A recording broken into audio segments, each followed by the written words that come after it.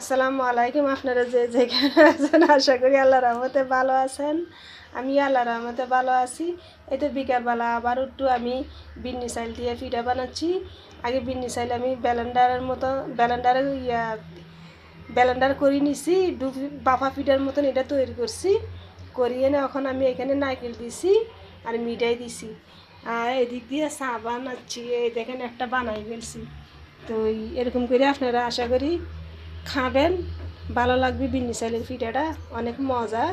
এখন আমি এভাবে পাটিসাপটার মতন উল্টাই দিব, উল্টাই দিলে বিন্নি চাইলের পিঠাটা হয়ে যাবে। তো আশা করি ভিডিওটা ভালো লাগবে। ভিডিওটা ভালো লাগলে লাইক কমেন্ট শেয়ার করিয়েন, ফলো করিয়েন। একটু ডাকি দিলে পিঠাটা একটু নরম হবে, নরম হইলে মানে উল্টাইতে সুবিধা হবে। এখানে আমি চা বসাইছি, এই তো আরেকটা হয়ে গেছে। এটা আমি আর আমার মেয়ে খাবো, 1 গ্লাস চা খাবো। দুধ চিনি নিছি, তারপরে এখানে এসে বিন্নি চাইলের গুঁড়োটা একদম 2 ফিটার মতন করে নিছি। এটা এরকমই বানাইতে হয়। এখানে এসে নারকেল, এখানে এসে মিঠাই। তো আশা করি ভালো লাগবে। ভালো লাগলে লাইক কমেন্ট শেয়ার করিয়েন, ফলো করিয়েন। আপনারা এরকম বানাই খাইবেন বিকালবেলা।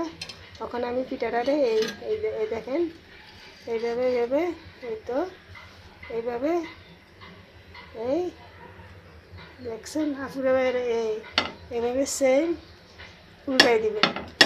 উল্টাই দিয়ে এরকম করবে। এই তো পিঠা হয়ে গেছে। তো ভালো থাকবেন, সুস্থ থাকবেন। আসসালামু আলাইকুম রহমতুল্লাহি ওয়া বারাকাতু। আমি পিঠাটা একটু লাল করব। তো ভালো থাকেন, সুস্থ থাকেন। আল্লাহ।